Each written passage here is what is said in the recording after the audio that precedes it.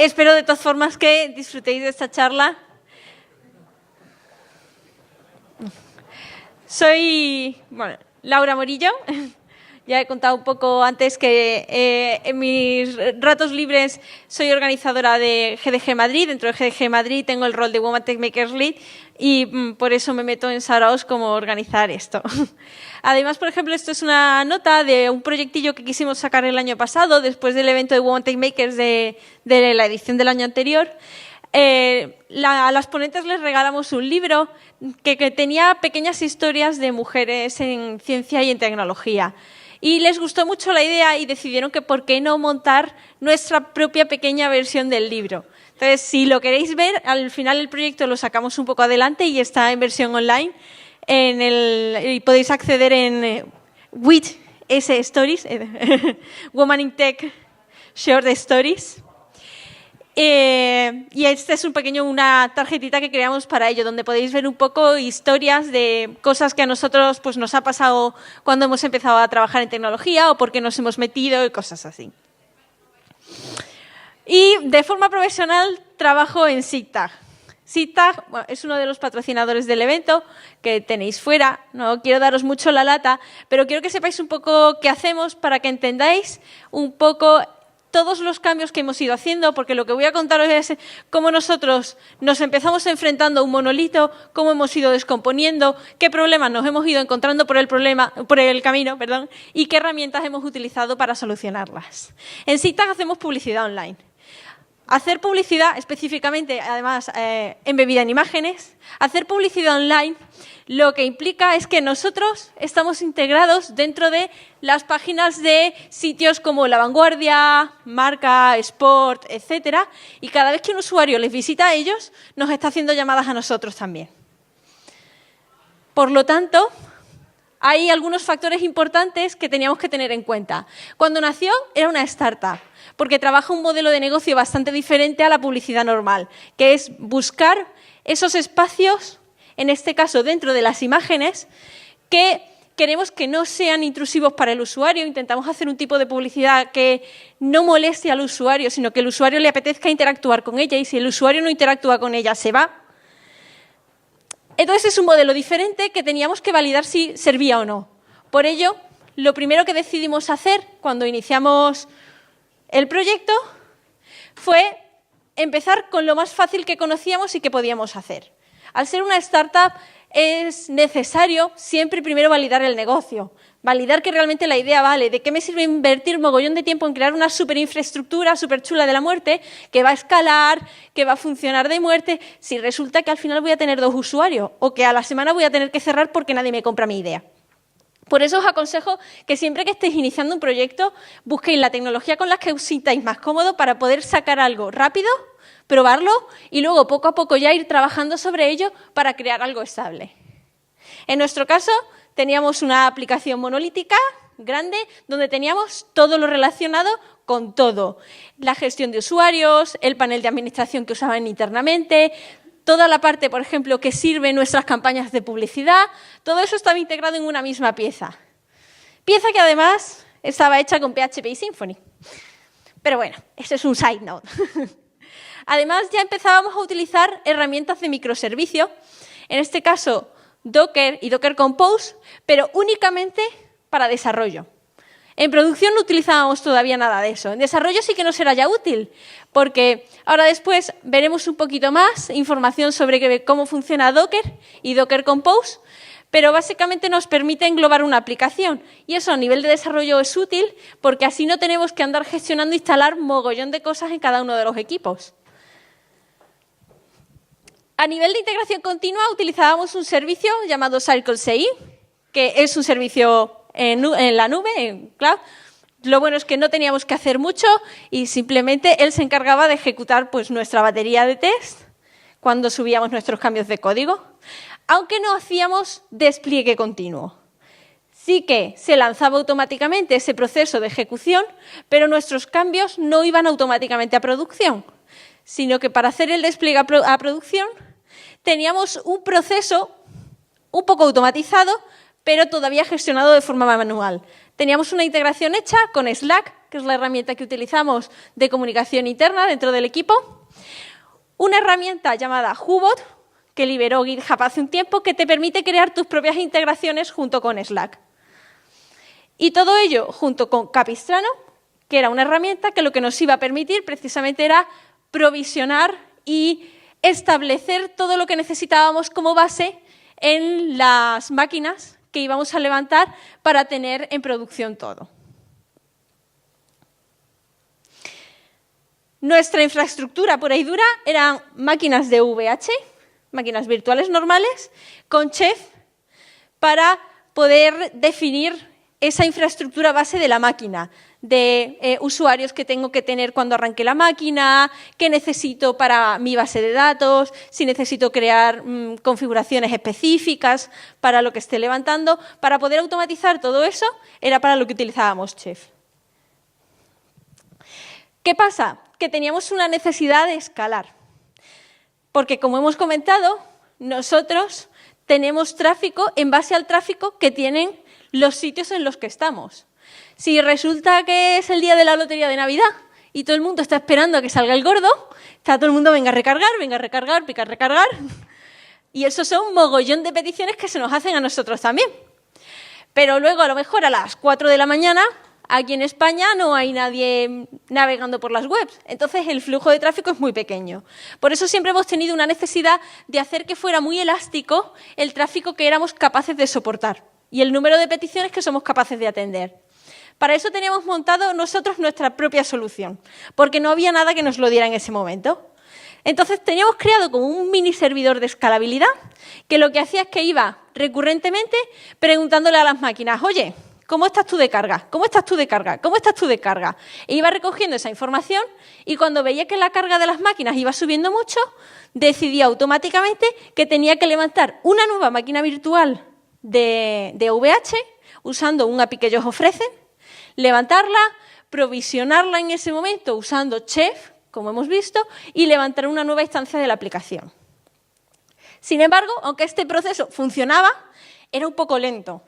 Y hay veces que realmente necesitas tener una reacción rápida, porque cuando pasa algo importante y la gente entra, todo el mundo de repente de golpe, necesitas que todo el proceso escale y se levante lo más rápidamente posible para poder atender a esos usuarios, porque no van a estar mucho tiempo en esa página. Así que llegó un momento en que la idea estaba validada, el negocio funciona, la idea gusta. A los publishers les gusta el tipo de creatividades que hacemos, a los anunciantes les gusta poder poner publicidad en las imágenes y que a los usuarios no les moleste.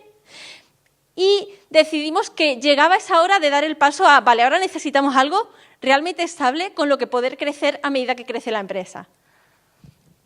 Y decidimos que, dadas las cosas que podíamos ver, posiblemente una aproximación a microservicios nos iba a funcionar muy bien. ¿Por qué? ¿Qué ventajas veíamos que nos iba a aportar? Tener código limitado. Lo bueno de los microservicios es que tú tienes piezas muy pequeñas de código en las que vas aislando diferente información que vas necesitando. Diferentes piezas de tu código están en sitios diferentes. Pueden ser modificados de forma diferente y es más difícil que tú rompas algo cuando estás tocando algo en un microservicio diferente. Mientras que cuando todo tu código está junto, es más fácil el tener un poco ese efecto mariposa de yo cambio esta pequeña línea de código aquí y de repente estoy teniendo un side effect que no tenía ni idea en la otra punta de la aplicación. Al tener diferentes repositorios para cada uno de los microservicios, estar en código aislado, es más difícil que eso pase. También una cosa importante para nosotros era poder aprovechar al máximo los recursos de los que disponíamos en cuanto a máquinas. Porque, claro, teníamos esa variabilidad en cuanto a cuántos usuarios tienes, en cuanto a cuántas peticiones estás haciendo, y como era un proceso lento el de escalar automáticamente, al final siempre tienes que dejar un poco de margen de decir, venga, a ver, ¿cuánto puedo dedicar a cada uno de estos? Y cada vez estabas escalando el monolito al completo y estás teniendo que dedicar recursos a cosas como la administración de usuarios, como al panel de administración interno que tenemos nosotros, que realmente tiene un flujo de usuarios muy pequeño, cuando realmente la parte que queríamos escalar más era esa que estaba recibiendo las peticiones para poner publicidad, porque es la que de repente tenía muchísimos más usuarios. Y también una cosa que echábamos en falta es que cuando tienes un monolito tienes una pieza grande y al final lo tienes todo junto. Eso tiene sus ventajas y sus inconvenientes. El inconveniente principal es una falta de flexibilidad. Nosotros dentro de lo que hacemos, además de servir publicidad, buscamos siempre el tener una contextualización en cuanto a en qué página está saliendo ese anuncio. Es en lo que nos basamos para decidir cuál es el mejor anuncio a poner. No nos basamos en información específica del usuario, sino en información específica de qué está visitando en ese momento. Eso implica que hemos ido haciendo cosas, por ejemplo, relacionadas con Machine Learning. Para Machine Learning, una buena herramienta es Python, por ejemplo, porque hay muchas herramientas en torno a ello, muchas librerías que te van a ayudar. Sin embargo, para la parte web, preferíamos utilizar JavaScript y Node. A la hora pasar a dividir en microservicios, podemos tener cada pieza en una tecnología diferente y utilizar para cada una de las partes la tecnología que mejor se aplique. No tenemos que obligarnos a que hemos decidido que nuestra tecnología es PHP y tiene que ser PHP para todo. Y así fue como pasamos de una pieza enorme a empezar a tener mogollón de piezas pequeñitas. Sin embargo, los microservicios, se habla mucho de ellos. Mira que son antiguos, pero en los últimos años, super hype con ellos. Está muy bien considerarlos, pero tenemos que ser conscientes de que nos vamos a encontrar con alguna serie de problemas cuando trabajemos con ellos. Problemas como, principalmente, la complejidad. Tú de repente pasas a que tú solo te tenías que preocupar por levantar una piececita, a que ahora de repente estás levantando 20, 30, 8.000, como puede tener Netflix posiblemente, piezas diferentes y tienes que coordinarlas todas. Eso supone una complejidad, tanto a la hora de infraestructura y a la hora de desplegar como a la hora de trabajar en desarrollo, porque tú de repente estás pensando en tu piececita, pero tienes que estar pensando a la vez en las piececitas con las que se conecta, para que no nos carguemos nada de eso.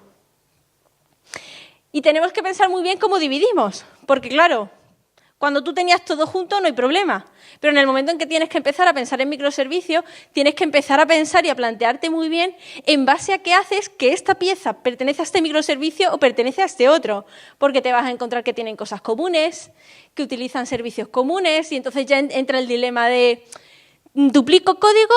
¿Me lo saco un nuevo microservicio muy pequeñito? Tienes que tener cuidado de que un microservicio de repente no dependa de 8.000 microservicios, porque si no tienes los problemas de conexión de red. Entonces, son muchas pequeñas cosas que, para las que no hay una respuesta clara siempre decir, esta es la regla de oro. Va a depender de tu situación. Entonces, te obliga a tener que pensar mucho más cómo lo gestionas todo.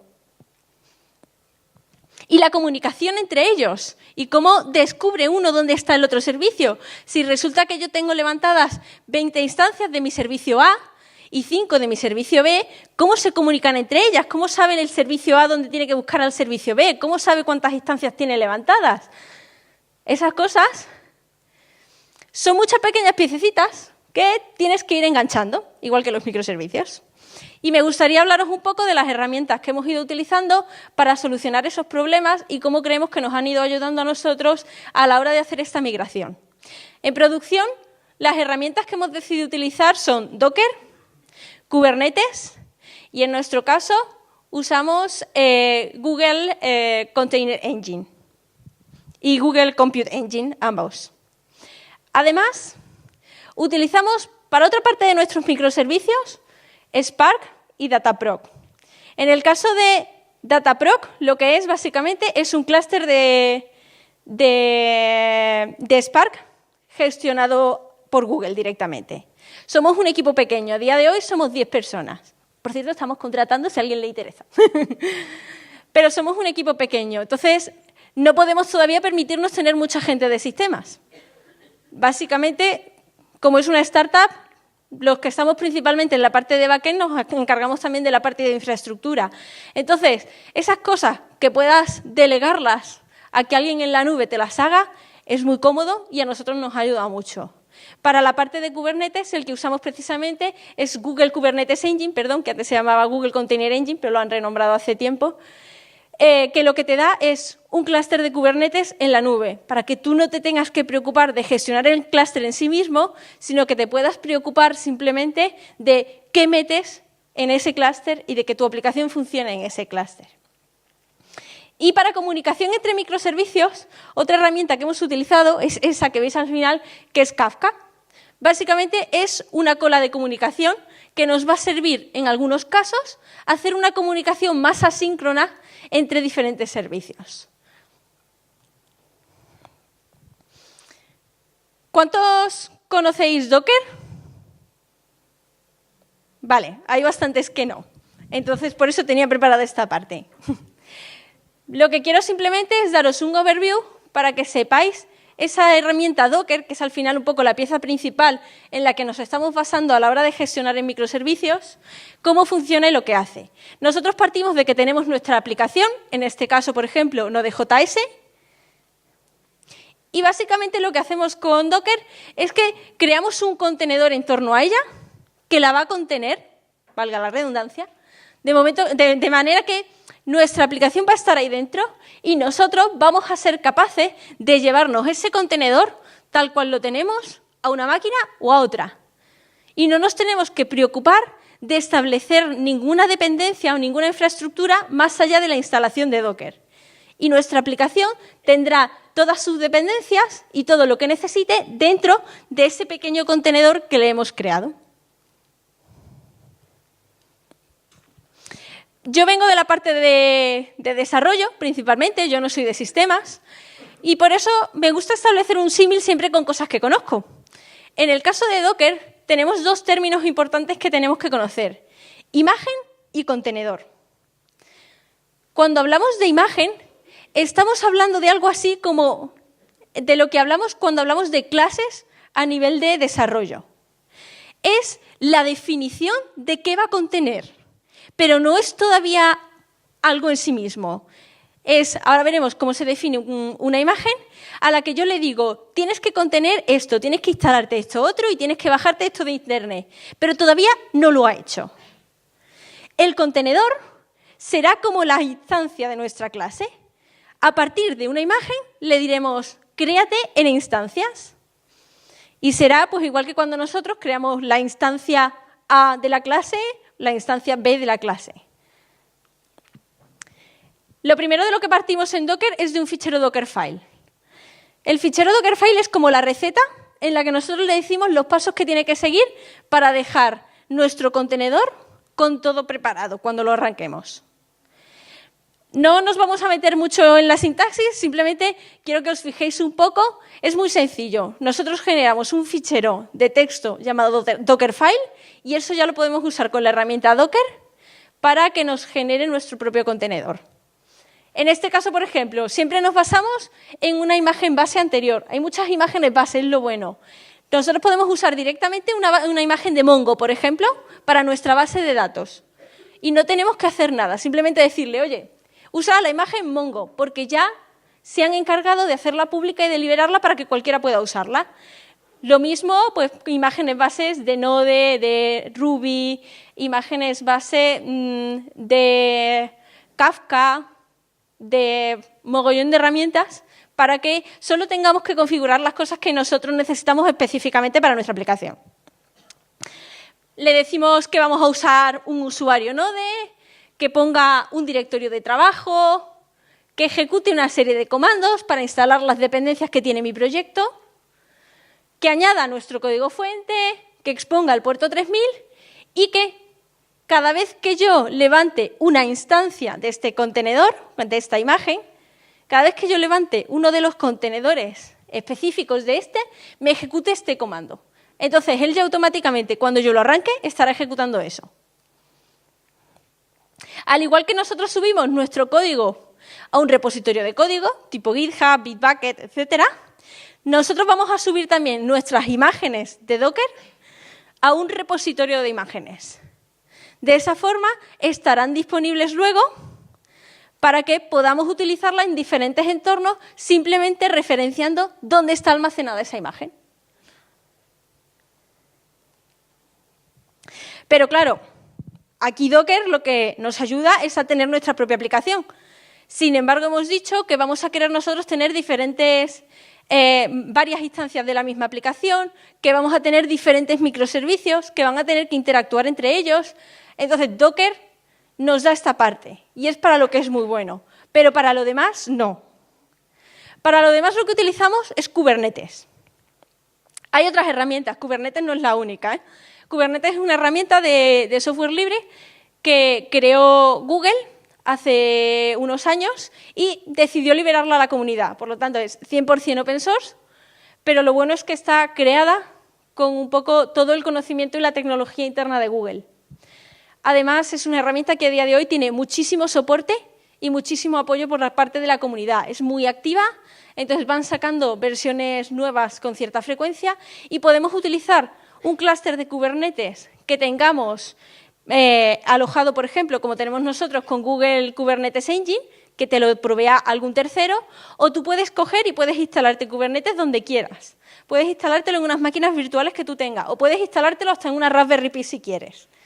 Entonces, es lo bueno que tiene Kubernetes, que como es una herramienta open source, nosotros podemos cogerla y llevárnosla a donde queramos. Nuestro clúster de Kubernetes lo que va a ser es simplemente un conjunto de máquinas, que pueden ser eso, máquinas virtuales, máquinas físicas, lo que queramos.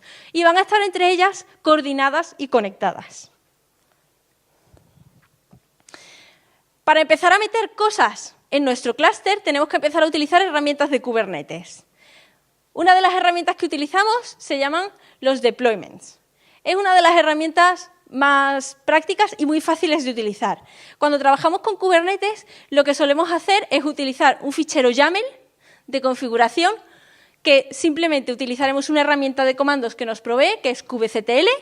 Diremos kubectl apply, le decimos el fichero que queremos aplicar y él se va a encargar automáticamente de crear los componentes que le estemos definiendo en ese fichero. En este caso, un deployment. Lo bueno de esto es que nos permite tener guardada la configuración de nuestro código, de nuestra infraestructura junto a nuestro código, dentro de nuestro repositorio. Vuelta al deployment. En el deployment podéis ver... no sé, creo que ¿tengo para apuntar? Bueno, no lo sé. Creo que no. No. Las primeras líneas siempre son unas líneas de configuración específicas de Kubernetes, donde pone simplemente información de qué tipo de recurso es, en este caso un deployment, metainformación de etiquetas, etcétera, y una versión del API. Y luego dentro de la parte de spec siempre es donde viene la parte específica del componente con el que estamos trabajando. En este caso, con un deployment, lo que le decimos es, por un lado, número de réplicas. ¿Cuántas instancias quiero que me levantes de esto que te estoy poniendo? Y el esto que te estoy poniendo es el template que viene a continuación. Dentro del template, nuevamente tenemos una metainformación y tenemos una definición de los contenedores que queremos usar. Estos contenedores lo que van a hacer referencia es dónde está esa imagen de ese contenedor que hemos subido nosotros antes en el paso anterior a algún sitio. Lo bueno es que él, con esto y con esta otra herramienta, que ahora explico, se va a encargar automáticamente de generar esta parte. Cuando yo le diga, aplica este fichero de despliegue, él se va a encargar automáticamente de hacer que dentro de mi infraestructura esté 4 veces ese contenedor o varios contenedores que le podemos definir en un deployment levantados automáticamente. Así que lo bueno es que no es como cuando estamos generando el fichero de Docker, que yo le tengo que decir, haz este paso, haz esto otro, haz esto otro. No, simplemente le digo, levántame 4 de esta instancia y él se encarga. Pero claro, vamos a necesitar poder conectar nuestros microservicios entre ellos. Para ello lo que utilizamos se llaman servicios dentro de Kubernetes. Probablemente un mal nombre a la vez que hablamos de microservicios porque acaba generando un poco de confusión. En este caso hablamos de servicios de Kubernetes. Como veis, las primeras 3 líneas son la información que teníamos antes, versión del API, el tipo de recurso, en este caso un servicio, y la metainformación. Y luego empezamos con el spec. El spec de un servicio es muy sencillo.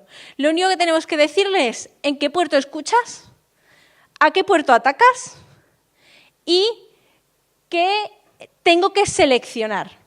¿Qué va a hacer él? En este caso le estamos diciendo, por ejemplo, un selector Run Geolocation Service, por ejemplo. Si él lo que va a hacer es buscar un deployment cuyo template esté especificado con ese selector. En este caso, bueno, no coincidiría, pero él lo que buscaría es eso. Y se va a encargar de que automáticamente, en este caso, nuestro servicio se llama Geolocation Service y él se encargará automáticamente de estar escuchando las peticiones que lleguen dentro de nuestro clúster. Si yo hago http:// geolocation service y el puerto que esté exponiendo, en este caso era el 3000, él las va a escuchar y se va a encargar de redirigirlas a las diferentes instancias que hemos levantado. Para nosotros ahora mismo ya es transparente si yo tengo 4 o si yo tengo 80. No me importa, porque él se va a encargar de hacer el balanceo de carga y la conexión entre ellas. Así que mola, porque simplemente de momento con un par de ficheros de configuración y nuestro contenedor hemos conseguido empezar a tener una infraestructura. Además, una de las cosas que queríamos conseguir es un mejor aprovechamiento de recursos. Nosotros a Kubernetes le podemos especificar dentro del deployment, dentro de esa parte de spec, una parte extra en la que le queramos decir los recursos que queremos que tenga asignado cada una de las instancias que levante. De forma que si, por ejemplo, a lo mejor yo tengo un memory leak y de repente eso empieza a consumir memoria a saco, no quiero que me deje tostado a la máquina para todos los demás. Yo quiero que los demás puedan también funcionar. Así que simplemente le indicaremos cuáles son los recursos máximos que puede consumir en cuanto a CPU, en cuanto a memoria, y también le diremos los mínimos que necesita para funcionar y él se encargará de coger cuáles son los recursos mínimos, utilizando los recursos mínimos, buscar cuál de los nodos se adecúa a sus necesidades y usará los máximos para definir que si esta instancia de repente se va de madre y empieza a pedir mucho más recursos, él la va a reiniciar. Él le va a decir, tú tanto no puedes pedir, muérete y vuélvete a lanzar. Y se va a encargar automáticamente de hacer eso por nosotros. También queremos ser capaces de tener nuestra infraestructura estable, pero no siempre nuestros microservicios están disponibles. A lo mejor yo me quiero conectar a una base de datos y resulta que en la base de datos he perdido la conexión temporalmente. Esas cosas pasan. ¿Qué pasa? Si yo dejo que estos sigan recibiendo mogollón de peticiones, como el servicio lo único que hace inicialmente es distribuir las peticiones según van llegando, se va a encontrar con que algunas de mis instancias han perdido conexión y no pueden atender peticiones. Para eso, ¿qué tenemos? Dentro del despliegue tenemos una cosa llamada los Readiness Proof. En los Readiness Proof nosotros le podemos indicar una ruta para decirle, mira esta ruta. Si esta ruta te devuelve OK, el servicio está OK. Si esta ruta no te está devolviendo OK, es que esta instancia del servicio no está bien. Márcala como inestable, no le mandes tráfico y vuelve a probar dentro de un poquito. De esa forma, si tenemos 20 instancias y resulta que 5 han perdido la conexión, el servicio se encargará de marcar esas 5 como inestables durante un tiempo e irá redirigiendo el tráfico a las otras que tenga, para que así para nuestros usuarios ese tipo de cosas sea transparente y nosotros no nos tengamos que preocupar. Si es algo de lo que nos podemos recuperar automáticamente, podemos tenerlo parado. Aquí tenemos un ejemplo de cómo podría ser un endpoint de Readiness Proof. Básicamente lo que hace es el ejemplo que os comentaba de la base de datos. Es algo que nosotros utilizamos porque es algo que necesitamos. Entonces, tenemos un endpoint ahí desde el que se hace un ping a la base de datos. Si ese ping está contestando en tiempo, el servicio está bien. Si ese ping deja de responder a tiempo, marcamos el servicio como que no está OK, hasta que el ping vuelva a estar disponible. Pero claro, ¿y qué pasa si no es uno el que se ha caído y se han caído todos? A lo mejor se nos han caído por algún motivo todas las instancias de un servicio durante un breve periodo de tiempo. Pues eso es una putada cuando tienes muchos microservicios. Me he dicho, vale. Porque de repente tu microservicio A necesita el microservicio B y el B se ha caído. Pero si tú usas peticiones HTTP, el A va a estar todo el rato preguntándole a B, ve esto, y me quedo esperando. y me da un timeout y ahora le devuelvo la respuesta al usuario. Y mientras tanto se me siguen encolando peticiones de A a B. Y mientras tanto yo sigo machacando a B, aunque B sé que no me va a responder. Para eso hay un patrón llamado Circuit Breaker. Hay diferentes librerías que lo implementan, este patrón. Nosotros utilizamos una librería específicamente de Node.js que lo implementa. Básicamente el patrón lo que hace es, cuando a él le llega una petición, él la manda. Mientras sigue respondiendo, no hay problema. Si de repente ve que empieza a hacer peticiones y aquello no responde, lo marca como que no está disponible. ¿Para qué? Para que yo pueda decidir en ese momento, oye, a lo mejor, ¿qué pasa? A lo mejor he perdido la conexión con mi caché o con mi base de datos. He perdido la conexión con mi base de datos, pero tengo mi versión cacheada. Pues a lo mejor puedo simplemente decir, si resulta que te estoy haciendo peticiones y esto no va, no quiero tener que esperar a que me dé un timeout de 3 segundos, sino que quiero saber inmediatamente que de momento no está disponible y tiro de la versión que tengo cacheada. Esto nos ayuda a tener una mayor estabilidad, incluso cuando algo pueda ir mal entre las dependencias en nuestros microservicios. Lo que hace él automáticamente es que después de un periodo de tiempo va a permitir que alguna llamada vaya pasando para ir comprobando así cuándo vuelve a estar disponible esa conexión. Y mientras tanto no hacemos esperar a los usuarios. Y la última parte un poco que quería hablar de esta parte de Kubernetes es el escalado. Si nosotros queremos hacer que escale automáticamente, lo que podemos utilizar es una herramienta que nos da Kubernetes que se llama Horizontal Pod Autoscaler. Con el Horizontal Pod Autoscaler, la primera configuración es como siempre hemos visto hasta ahora, la versión, el tipo y la metainformación. Y dentro del contenido específico, lo que le decimos es que busque un target ref, una referencia a la que targetizar. En este le decimos que busque un deployment, con el kind deployment. Que tenga esta etiqueta, name, bueno, SIGTAG Geolocation Service, por ejemplo, que tenga un mínimo de réplicas 2, un máximo de réplicas 10 y que mire el uso de la CPU media, que no pase de 70. ¿El qué va a hacer automáticamente? Nosotros teníamos que nuestro despliegue tenía un número fijo de instancias, 4. Pues ahora no. Ahora, con el autoescalado, lo que va a hacer es que él va a ir mirando. Venga, yo tengo mínimo 2, levanto 2. ¿Cómo va de carga? Bien, va bien. ¿Pasa del 70% de carga? ¿Pasa del 70% de uso de CPU? Entonces levanto una nueva, automáticamente. Así hasta llegar al máximo que le tengamos definido.